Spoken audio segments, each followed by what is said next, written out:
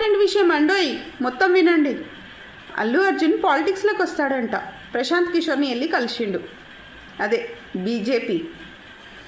So అతను ఏమన్నాడంటే, నువ్వు బాగా సంపాదించినావు కదా, నువ్వు ఇప్పుడు మెగా స్టార్ కదా, సంపాదించినావు కదా, అది ప్రజల మీద ఒక 10 సంవత్సరాలు ఖర్చు పెట్టు, ప్రజల్లో తిరుగు, ఆ తర్వాత చూద్దామని అన్నాడు.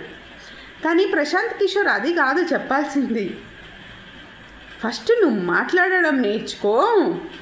స్క్రిప్ట్ చూసి మాట్లాడితే పాలిటిక్స్ అవ్వదు, పప్పులు ఉడకవు అక్కడ. సో ఫస్ట్ మాట్లాడడం నేర్చుకో. మాట్లాడడం ఎలా మాట్లాడాలి, అదే మన పవన్ కళ్యాణ్ గారు మాట్లాడతారు కదా, అలా అనర్గళంగా కరెక్ట్ పాయింట్ మాట్లాడాలి. ఏది పడితే అది పేర్లేని నానిలాగా మాట్లాడకూడదు. అవునా కదా? కరెక్టేనా? ఇంతకు మీరు పవన్ కళ్యాణ్కి పోటీగా వస్తున్నారా, లేకపోతే నిజంగానే మీకు ప్రజల మీద బాధ్యత ఉండి వస్తున్నారా?